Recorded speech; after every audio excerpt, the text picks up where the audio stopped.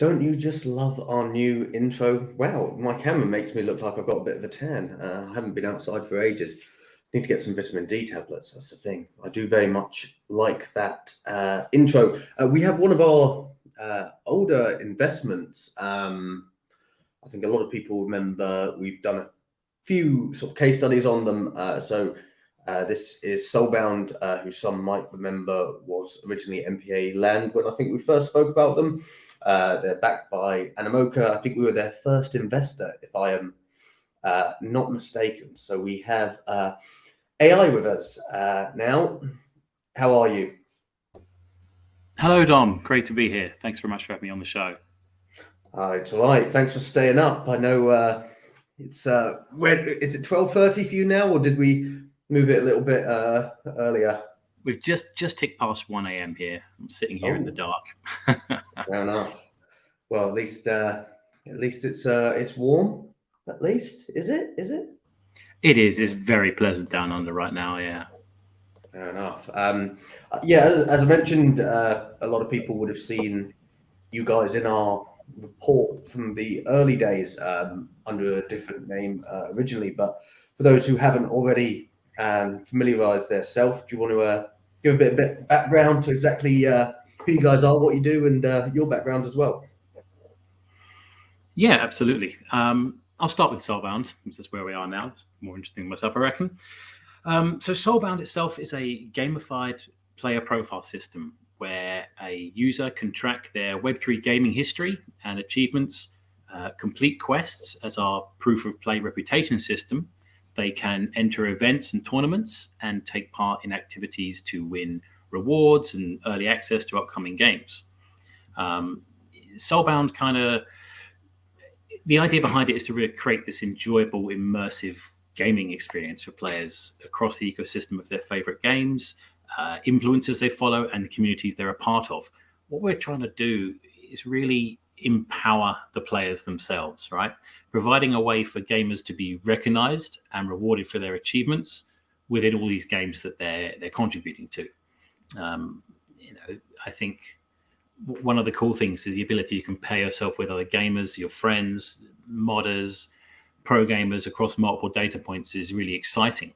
And for me, that the potential for a proof of play system that for Web3 that's akin to, say, PlayStation trophies or Xbox Gamer Score seem like a really great fit for blockchain technology.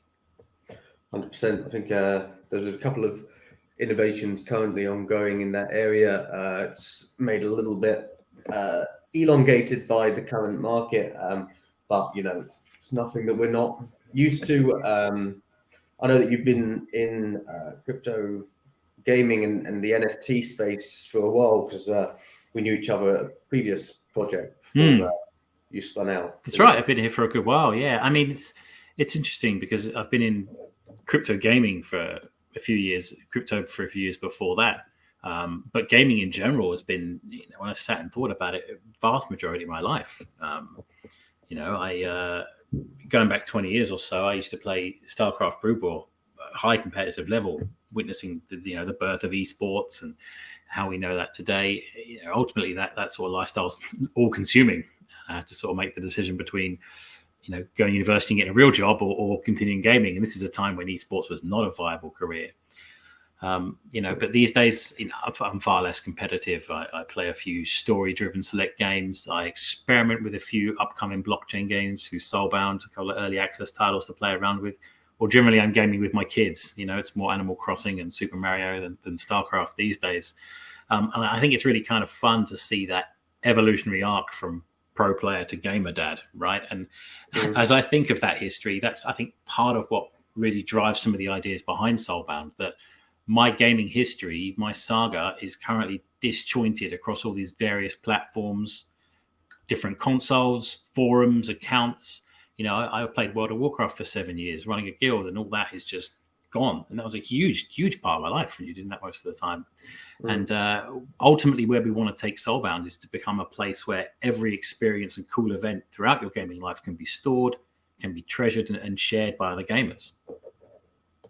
Yeah, there's definitely a huge opportunity for the continuation of XP or in-game items. I always use the age-old. Unfortunately, rather than using a WOW example, I use a COD example with Call of Duty and about the gold gun that you get after you. I don't know what it is nowadays, whether it's a certain amount of kills or a certain amount of kill Prestige streak. 10. Yeah, that sort of thing. So carrying those over and losing them, it's sort of a race to when you get sort of a new one and you have the options of either, quickly buying it back and just skipping over everything, or actually, spending ages, taking time off work to literally just play to get back those achievements. Grind back to where you were. Yeah. It's interesting that thought. Call of Duty is one of the ones I used to use as an example.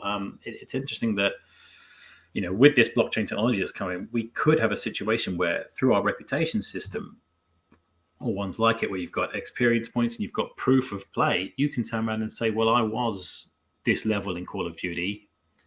I feel special. I contributed 400 hours to the last game.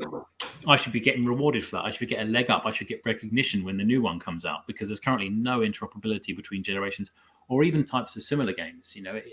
I'd love a situation where you're recognized for your achievements in Call of Duty and it gave you a leg up in Valorant. That kind of situation, without having to start afresh. I did the same thing myself many years ago when I stopped playing Warcraft and went to play Guild Wars.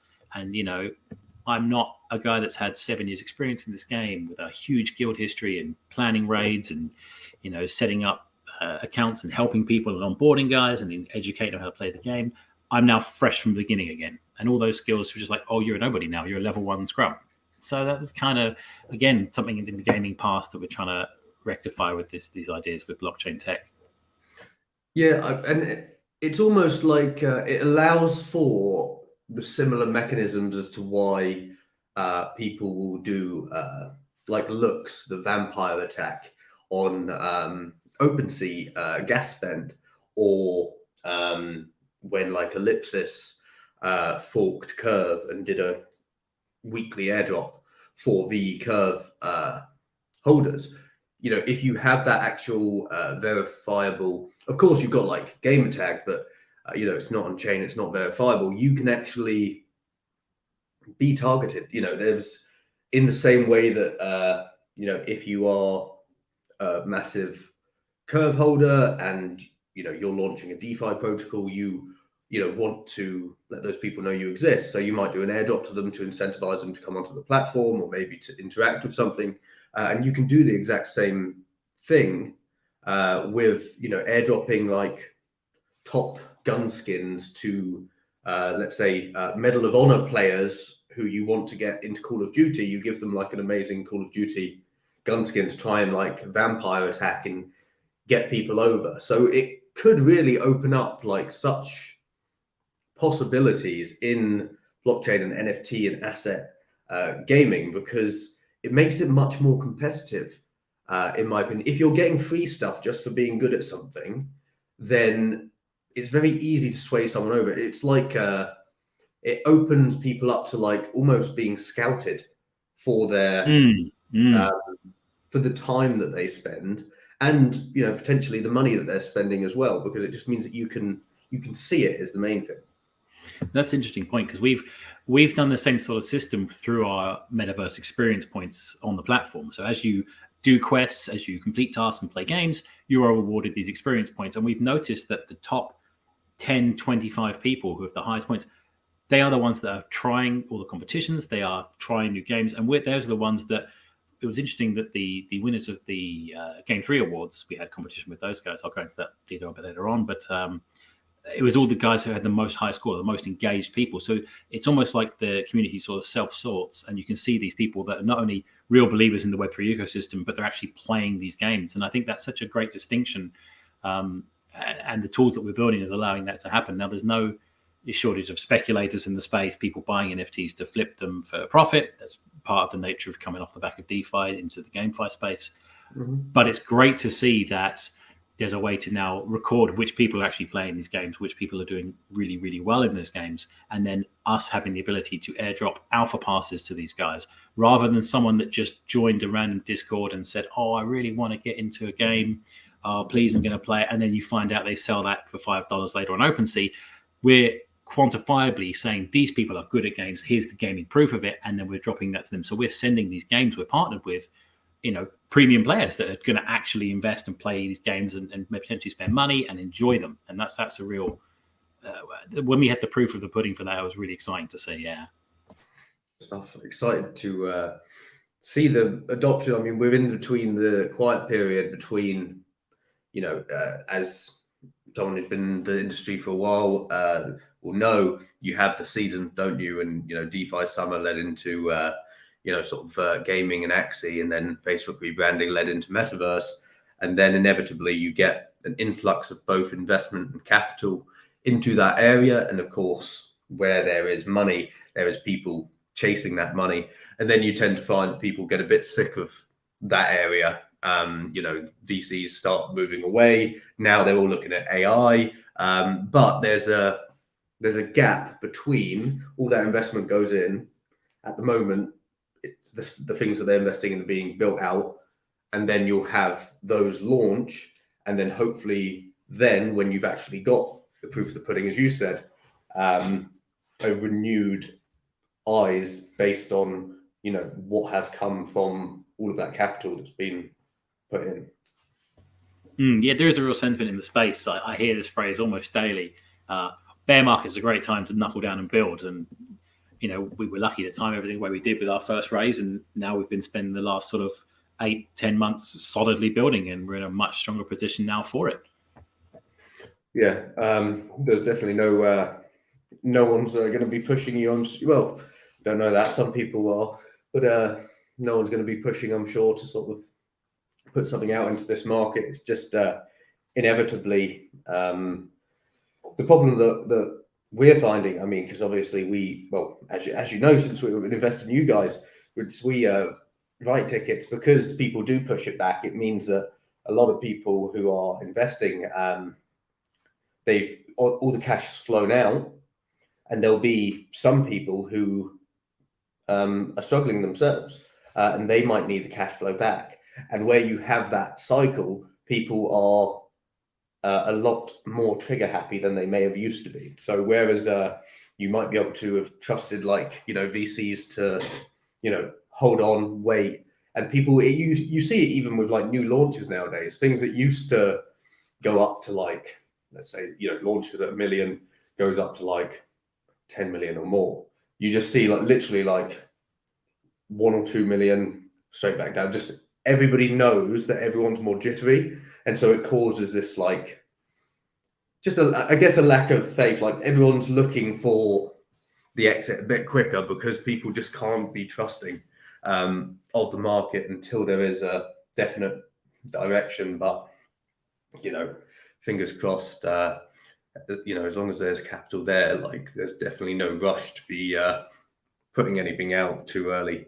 What do you think? And being as the whole protocol itself is around crossing over and seeing lots of different sort of games, metaverses, and I know you guys work with the high street guys a lot, don't you? What do you think that we need to see to get that renewed attention back on, and to really get a proper development of gaming ecosystem? In terms of the challenges we have to overcome, or more just sort of broad about? Yeah, absolutely. Just in terms of challenges and what's going to bring back the attention and the mainstream adoption. In terms of gaming and onboarding people to blockchain games, there's a couple of challenges that I see need to be addressed, right? The first is probably the most obvious, that onboarding to Web3 games needs to be as easy as just turning on your PlayStation or downloading Steam. There are some really fantastic Web3 games that are playable right now, but for the layperson who's not experienced with crypto, right, you have to get a wallet, and you've got to load fiat on there via an on-ramp. Oh, now you have to bridge it to the correct L2, and now you've got to buy the NFT for access to the character you want. Oh, but you didn't get enough gas fees, so now you have to send more money, and it becomes a nightmare. And at each step, you're losing a percentage of potential audience who just give up and play something else, because it's difficult to get into blockchain games. You can't just say, oh yeah, just download it and off you go. But it's like all things, right? I remember many years ago playing online games where you had to manually dial your opponent's IP. This is like Age of Empires. This is like old StarCraft. And then suddenly the technology moved on, and BattleNet client came online, and you could matchmake with people instantly. Once the technology takes a back seat and it becomes as easy as linking your email to even a custodial wallet, right? That is going to bridge the gap for so many gamers and just onboard many more people. The other thing I think really is just time. Gamers in themselves tend to take longer to get to new technologies and business models over time. I remember a time when in-game skins and items first came out, and the gamer sentiment was, as long as it's just $1 and doesn't affect gameplay, right? And that quickly became, I need to spend $40 on this character because it's the strongest and I will be able to beat my friends. And that's such a shift that happened over time. And, there was this backlash over free-to-play games, microtransactions, loot boxes, gacha mechanics. And you look at the success of games like Diablo Immortal and Genshin Impact, and they've all been accepted by the mainstream on some extent. And I think that blockchain technology and the way that NFTs and crypto directly into games, the benefits that's going to provide to gamers will go the same way in time.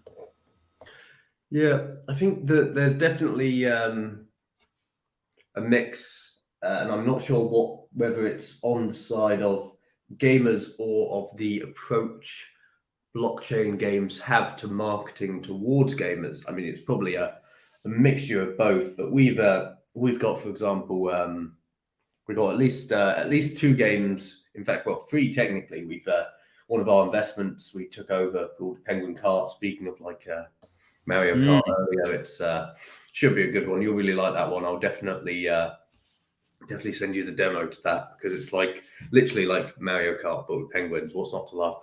We've also got our own game that's been revamped or pushed out, and then as well as another which is like a build and battler. And one thing that we're making sure that we're doing, and we're very conscious to do, is that we're not going to be marketing it towards crypto specifically. In fact, we're not sure whether we even want to mention the fact it's got NFTs or that it's got any token associated. We just want to market the overall gaming platform of VEMP Studios, VEMP Games, to try and get people in. And it's more of, did you know that you can get this additional benefit? Yeah.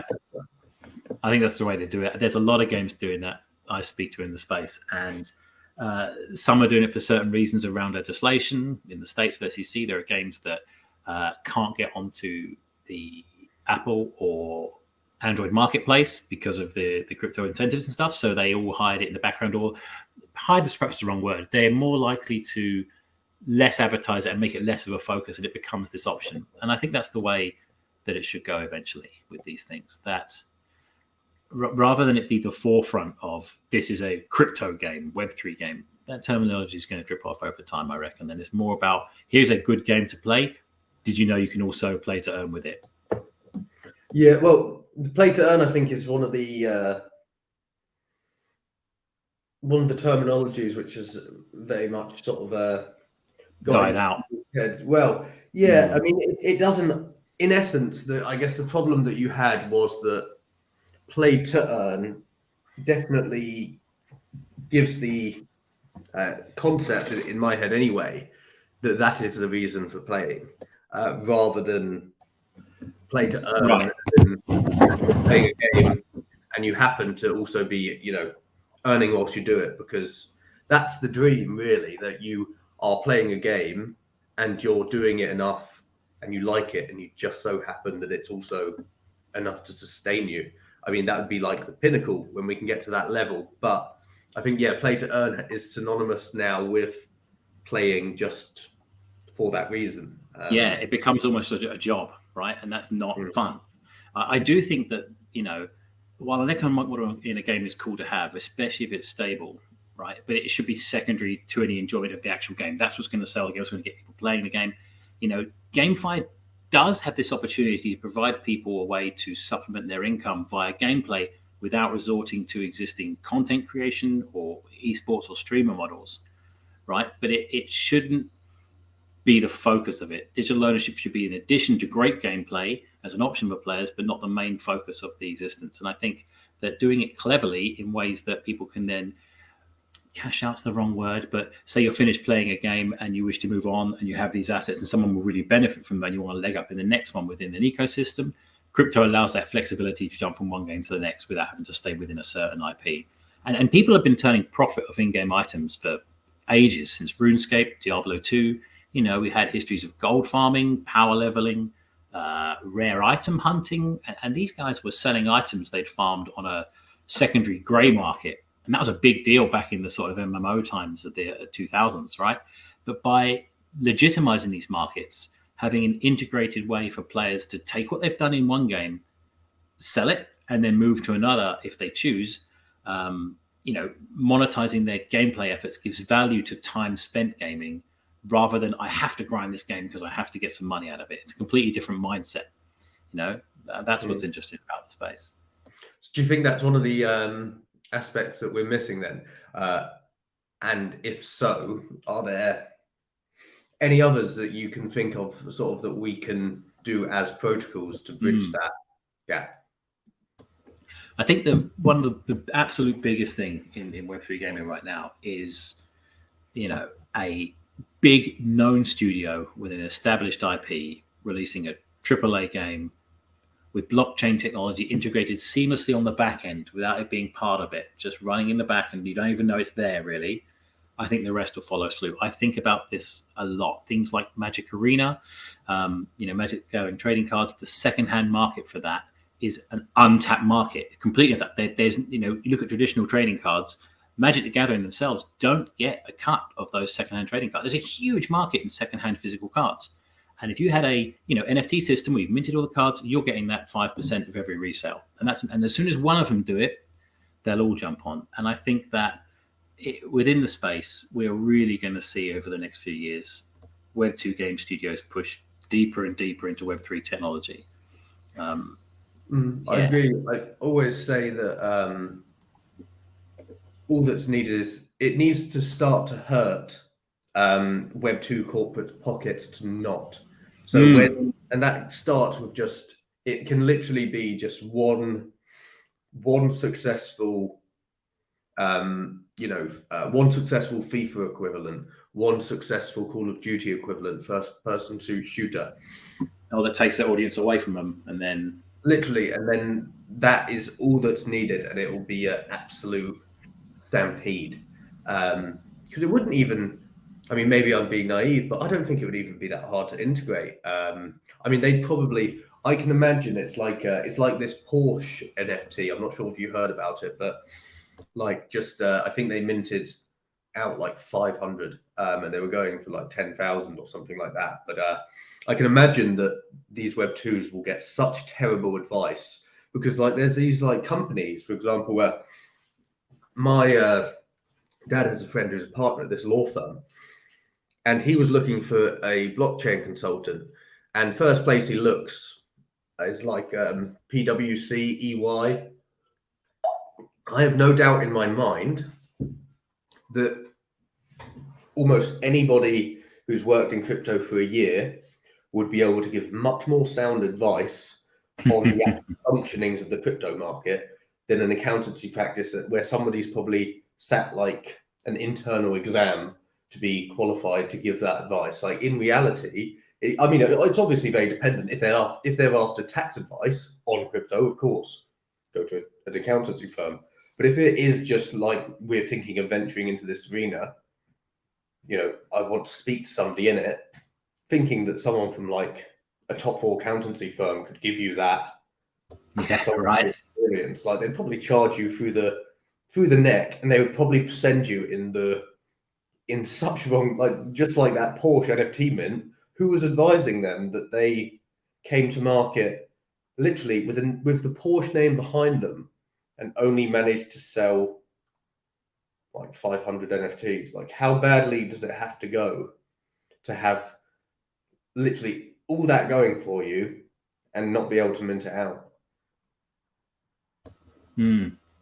It's funny that this is a good point you make, actually. I think that hopefully some of the gaming companies that are looking at it have a bit more sense, because I'm seeing a lot of things where, these existing Web 2 companies are partnering with Web 3 gaming companies, which is an interesting take, because they're like, well, you guys are already exposed to this on that end. Let's hear your actual experiences on it, rather than, as you say, just a guy that's done a 5-minute course on, what a blockchain is. It's interesting. I think about, Take-Two have done it. Square Enix is another one. Double Jump Tokyo recently partnered with Sega, and you've got these big, heavy hitters of traditional gaming starting just to dip their toes in the Web3 space. It's an interesting time because it's all quiet and lull in the space. And these gaming juggernauts, right, they are slow moving. But make no mistake, I truly believe they're coming. I think established Web 2 game publishers eventually incorporate these elements of Web 3, most likely some level of NFTs, whether they call them digital collectibles or anything else to master the terminology, and crypto payments will be directly in these Web 2 games. And we'll see that line blur, right? The terminology and separation of Web 2 and Web 3 will disappear. Because when it goes to the actual market of mass adoption of gamers, the average gamer doesn't refer to Valorant as a, free-to-play, online, internet-based multiplayer game. It's just a competitive FPS. The underlying technology eventually is of no concern to the average end user, just a fun experience. And if part of ownership and ease of payment is incorporated in that, great, all the better for them. Fingers crossed. You mentioned before that you guys were fairly lucky in your timing, that you managed to close out your seed round.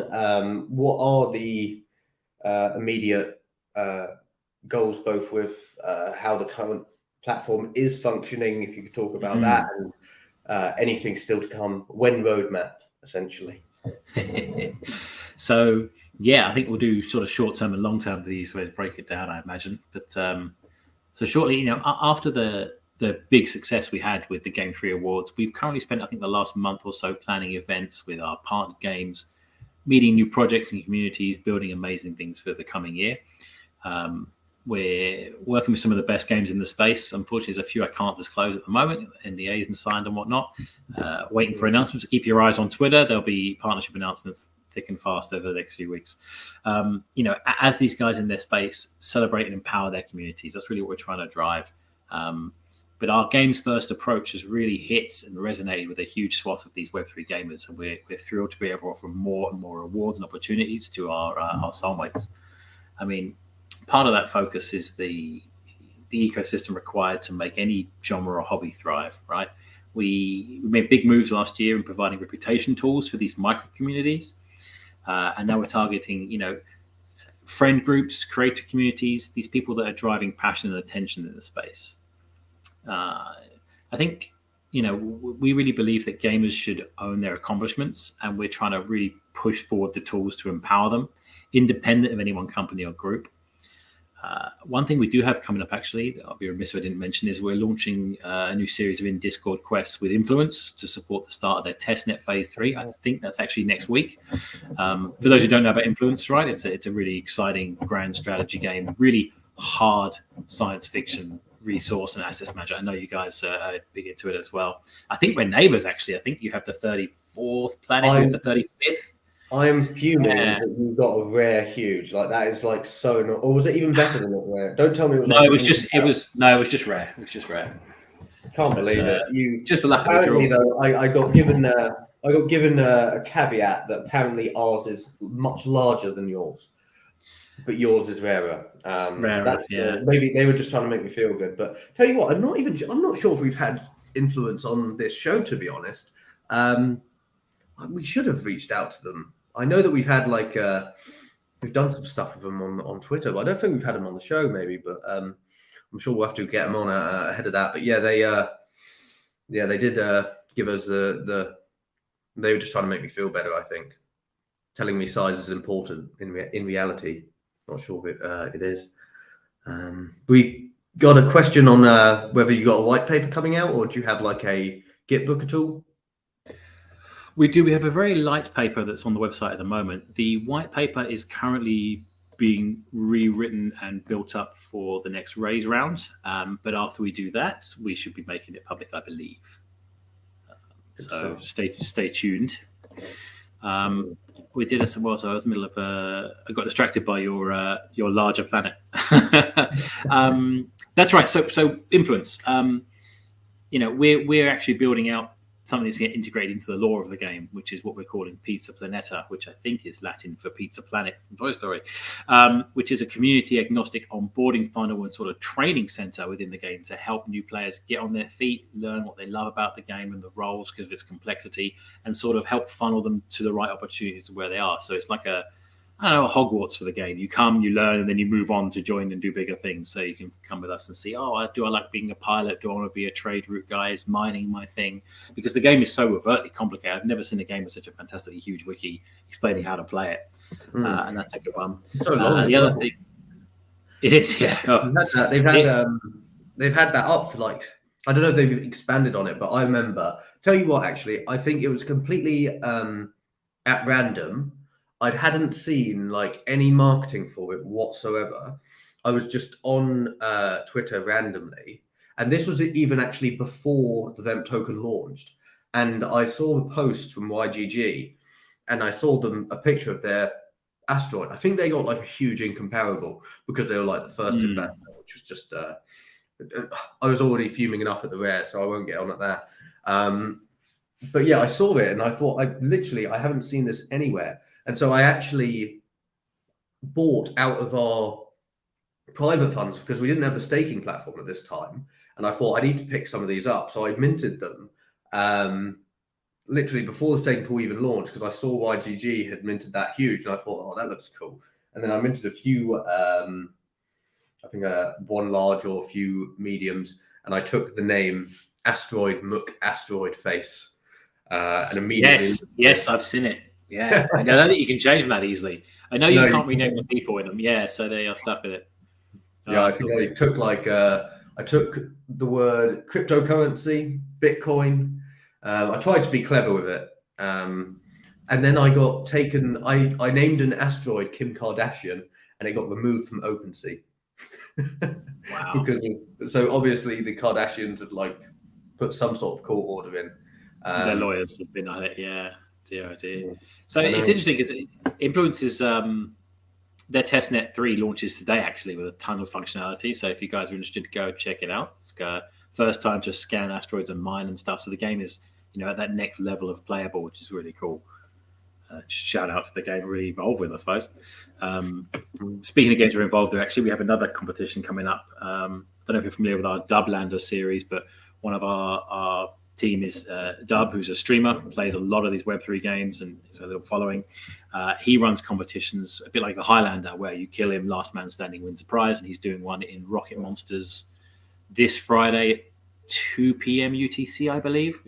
Head to our Discord for check out details, but definitely worth doing because you can jump into these games. EVIO do it too. It's just a pickup game. You start playing and you start winning prizes. So it's a good thing to think about. Got a question. Go for it. Which is something we covered a little bit earlier, somewhat, but it's what is the ideal onboarding process to get traditional players playing Web3 games? Less amount of steps the better. Is the best option a Steam-like launcher? Question mark. Possibly. I do see there are a few of these sort of launchers you can download that have Web3 games built into them. But again, some of them do require that caveat of having a wallet. I think solutions where, as a layperson in terms of crypto, if you can sign in with a social account, I've seen systems where you sign in with a Reddit or a Gmail and it creates a custodial wallet for you that's, maybe not your keys, but it allows you to access the game and understand it and get the feel for the game. Currently, it's one of the biggest challenges in the space is to get real simple ways of onboarding players into these games. But the less steps is truly the better. But I have seen a few launchers be successful. Launchers can be quite good for game exploration. If you have a wallet linked and you can jump from game to game to game and try a few out, especially if they have open access passes rather than having to buy a game in each one, that can be a good way of getting people on it too. Yeah, good stuff. If somebody knew the actual full-on answer to that question, then we'd be very wealthy. we'd be sitting there in the top 10, way ahead of all of the others. I'm just checking the comments here. Here we go. We got one more. here on Web2 publishers, will there be a big threat to established Web3 publishers once they begin to cross over? I think inevitably. Ooh, that's an interesting question. I think, yeah, when you have a juggernaut of a studio that has, you know, billions of dollars behind it, right? You're talking some of the really, really big Microsoft and Xbox stuff. They may well be a threat to them. However, I think that the communities and the strength that Web3 games have behind them is going to be strong enough that either they'll keep the motivation for the game going, or that these big companies will want to partner with them, try and onboard them, maybe even buy out Web3 games entirely. And then, you know, you come under the Ubisoft umbrella, come be part of Squeenix, this kind of stuff. But I don't know if threat's the right word, because they're likely to be inspired by what these guys have kind of created. And if the Web3 game is good enough, it will stand on its own merits, right? And it'll be competitive to it. And I think it's interesting that with the things like the ease of, I say ease, but the relative ease of things like the Unreal Engine and how things are being, you know, made, that I think that current Web3 games may well just stand the test of time. I think we had a sort of, you know, this question comes up of, are Web3 games comparable to traditional games? Will they ever, you know, be equal in terms of footing? And I think definitely, if it's not there already. You know, I played the Phantom Galaxy's Alpha the last couple of months, and you know, it's an absolutely gorgeous, really fun game, and I absolutely would buy it if it was on a console right now. So yeah, that's my answer to that. That's high praise indeed. Yeah, I mean, I completely agree in the fact, you know, with crypto, you do have a bit of a difference in terms of a Web2 gaming company coming into this world of ours. Like, there's two sides to it. You know, you can certainly launch Web3 from a large games company. You have the advantages such as, you know, audience, budget, you know, effectively the capital and the weight to throw around. But if none of the community who follow, you know, Ubisoft games or the, you know, a series of games like, you know, Fallout, like Call of Duty, if they don't know how to use like MetaMask, and if they don't know how to hire in, like, even like getting solid community managers that can be trusted to like talk people through how to set up a wallet, how to because can you imagine like Ubisoft coming in, setting up a Discord and having to deal with all of the scammers who like DM people about oh, I heard you have what is your issue with your wallet, please connect to this. Like, even like stuff like that is such a barrier for these Web2 companies that they won't even think about. So there's definitely something to be said from acquiring people who've been in this space for a while, whether that's as consultants, employees, taking over games, and just getting the experience, because there's a lot of potholes that they will not have thought of. I think that's maybe part of the reason they're still keeping it all at arm's length, is that no one wants to make a huge public conviction to it and then have the backlash of getting it wrong, right? But these Web3 companies, I think they played it very coy. But, you know, I think that's the thing. You look at some of these little card games that play any sort of Web3 little game would really struggle to compete with a huge established IP of a known game. Like if Hearthstone launched a blockchain game tomorrow, it's humongous. But on the flip side of that, you've got the guys that have been playing this particular Web3 game for months and months, and they've earned all their cards and items in the game that they actually treasure and care about. And then why would they jump to a thing? Because they've invested so much in this game and they enjoy it. So I think in the Web2 versus Web3 arguments, yes, the Web2 guys have all the money and the power relatively. But if you've built a really engaging Web3 game with fantastic feedback from the community to the devs working harmoniously, I think you're going to retain your audience. No reason why you shouldn't. Yeah, I'm really excited to see a lot of these come out. I mean, I need to be honest, I spend so much time with the operational aspects that I don't get to like jump into a lot of these demos. So I need to try and make more time to do that, because I didn't even know I knew Phantom Galaxy as well. I didn't know that there was a new launch, but maybe I need you to hit me up when these come out to give me a nudge. I wish I had time to play many of them more myself. I generally played more games when I wasn't working in the gaming industry. I can imagine. I enjoyed crypto a lot more than before I started working in it too. I think as anything, you take your hobby, you make it your job, and you sort of suffer those parts of it. Oh, there was one more thing I wanted to mention, sort of long term at Soulbound. Now, we don't tend to sort of mention too much until it's happening, long term states, but I can say that in the coming months, we are launching our closed alpha V2 experience, and that is segmented to the top MXP owners on our leaderboard, and we're collaborating with lots of projects and campaigns focused around this growth. I think ultimately, the long-term goal of Soulbound is to position itself to become the standard gamer reputation score across Web3 gaming. Right? And that's where we're going to head up. Big goal, but it'll be huge if it is. I think that's a guess. I'm not sure if that was in response to the question on the screen or not, but question from RZB was, how do you plan to expand the MXP integration in other ecosystems?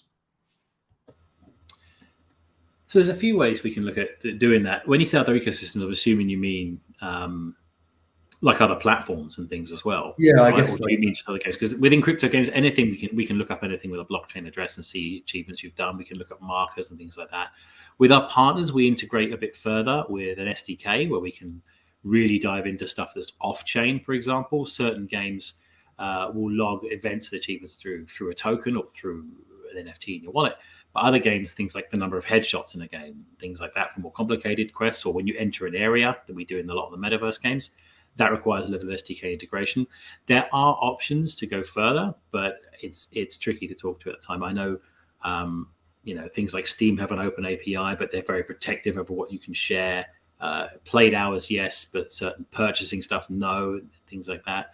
And I imagine it would require some kind of actual deal with people like Sony and Nintendo and Microsoft to allow us to quantify their achievements and incorporate that. But why not? Could be an end goal. Would be exciting. Very good question here as well on do you think Web2 publishers will struggle when/if they do cross over, as they will most likely have to give up a large portion of revenue and control? And then added on, not so much struggle, but more be reluctant to give up those factors of possibly. I see the adaptation for Web2 companies becoming Web3 compliant, let's say, or Web 2.5, or sort of blended situation, similar to how gaming models have changed over the last few years anyway. So it's not necessarily that they give up control, but you frame it as, much more engaged user feedback with your platform. It's not that you don't sell a game in a shop anymore for $60, because let's be fair, no one does that anymore. Nearly all the big successful games are free to play within that purchases. And it's just moving to that different revenue model of, okay, our money comes from maybe a subscription for the game, maybe a season pass from the game, maybe from subsequent sales of secondary market in the NFTs. And they have that incentive then to build an economy that's not only sustainable and players think is fair, because gamers will not play an economy they don't think is fair, but then to also keep people engaged with new content all the time. They want to keep trading these on the secondhand market, and perhaps it moves to that kind of revenue. So I think it's less about giving up revenue and control and more about adapting to a new system or model of it. Yeah, I'd agree. I mean, even with Google and Amazon, like you can see, Google moving away from an ad-based model and more into cloud computing, and the exact same with Amazon, being known by almost everybody for Prime, but having such a large amount of their revenue come from AWS, Amazon Web Services. So I think that we tend to overcomplicate things when we think about this leap, but in reality, businesses have shown themselves to be adaptable before, and I'm sure that they'll manage this little leap as well. I think they're smart. Like I look at mobile gaming as a comparison, right? Or in and itself a great fit for Web3, because the adoption of digital collectibles in mobile games with, say, corresponding secondary liquidity won't take the 10 years that it took free to play to really start seeing adoption in the same way, because people are already part there. We've had our first experiments in digital ownership with Axie. It's shown what's possible with this new wave of technology. And I think that, there are many, many mobile games that are integrating this stuff on the background already. And as soon as, again, one of the big studios do it, we're already there. Absolutely. And final note for everybody, where do you see the long term and the next 5 to 10 years what does the future hold for our space? That's interesting. I mean, I certainly think that with the current setup we've got, right, I think I mentioned how easy it is to use Unreal 5 relative to what it was before. We've got this whole generation of kids, let's say 12 to 18, who have grown up in pseudo metaverses like Roblox, who are already creating content for these metaverses. To jump from that to then doing stuff for Sandbox and the next metaverse that comes in these games, is almost inevitable. We've got people who have grown up with this technology, people who have grown up with crypto and been exposed to it and aware of digital ownership as a concept. This can be so much more compliant. I think the numbers are only going to grow and grow and grow.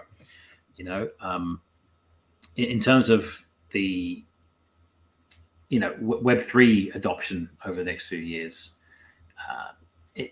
well, let's say that as we see these bigger studios moving in, it will become a situation where, again, the technology disappears off to the back and people start using it without realizing they're using it. And that's the real trick. I often use this analogy. My parents don't actually know Netflix comes through the internet, right? They know that they go home now and they turn TV on and there's no ads anymore and you just choose what you want to watch. They don't need to know the complicated stuff behind it. They know the end user experience, turn the telly on. And I think that's where we're going to get to over the next 5 years, that digital collectibles, NFTs, what we want to call these things with the parents, will just disappear off into the background, and you turn on your console, you plug in your game, and you have the option to sell it through a marketplace, and then you have the option to put that money into a bank account with your name on it. And I think that's the sort of end goal of the sort of Web3, at least on the financial side of things. Yeah, definitely. I mean, when it comes to second nature, and you don't need to specify, as in when it's the obvious choice will be definitely when we've won the battle. How easy it is to make a mistake in Web3 is, in crypto in general, you get the number off by one, you send it somewhere else unrecoverable. And, that's not going to fly for mass adoption. If you try to send your friend an NFT you've earned in a game, yeah, I'll share a skin, and it ends up somewhere else. So these little tweaky things have to be fixed up, and, ways to reverse a transaction would be really interesting within the system, right? That's, definitely one for the developers. rather than leave that problem for somebody else. But yeah, thanks. Very interesting. Very bullish on you guys, as well as the space as a whole, and XP carrying over the future. I mean, even just all the possibilities that we discussed today. I mean, to me, they're just so glaringly obvious why blockchain technology is needed within that sector and will inevitably become part of its future, because it is a solution for so many of the different problems. But yeah, excited to see everything that you guys have to offer. We're definitely going to check out the Influence demo. Yeah, any final words before we head off? I probably should promote Soulbound itself as soulbound.gg. Have a look there. You can try out the alpha platform we've got coming soon. Head to our Discord. That's discord.gg/soulboundgg. You can pick up some information there on onboarding and how you can enter these competitions, make friends, and earn rewards and early access to all the upcoming blockchain games. Good stuff, and that's a lot of GGs. But yeah, thanks so much. Thanks so much for joining, everybody. Any questions, you can find links to socials in the bottom, or jump into the socials with soulbound.gg, and we will see you next week. Thanks so much, AI.